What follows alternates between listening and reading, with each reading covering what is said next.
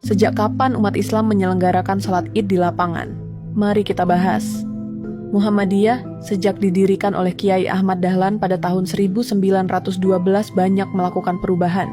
Misalnya saja dalam hal peribadatan, Muhammadiyah pernah mengoreksi atau membenarkan arah kiblat dan menggunakan metode hisab atau ilmu astronomi untuk menentukan awal dan akhir bulan Ramadan.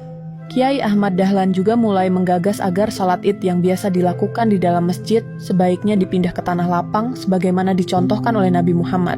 Namun, hingga beliau wafat pada tahun 1923,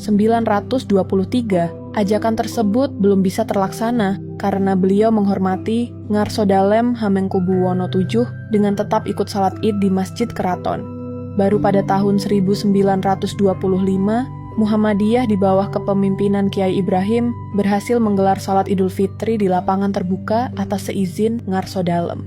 Yang bertindak sebagai imam adalah Kiai Ibrahim Huft Bestur atau Ketua PP Muhammadiyah, dan sebagai khatib adalah Kiai Wasol yang waktu itu menjadi Ketua Tabligh Muhammadiyah. Pelaksanaan salat Id di lapangan pada waktu itu banyak ditentang. Bahkan, pemerintah kolonial Belanda menganggap pelaksanaan salat di lapangan terbuka mengganggu ketertiban umum.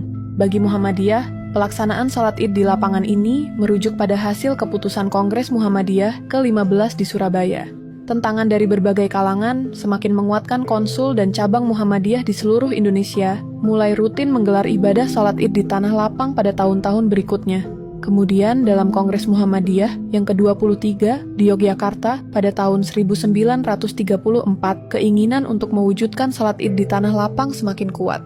St. Nurhayati dalam buku berjudul Muhammadiyah dalam Perspektif Sejarah, Organisasi, dan Sistem Nilai menjelaskan hasil keputusan Kongres ke-23 mendorong agar pengurus Muhammadiyah mengupayakan agar pemerintah kolonial bisa memberi kesempatan bagi umat Islam untuk melakukan salat Id di tanah lapang.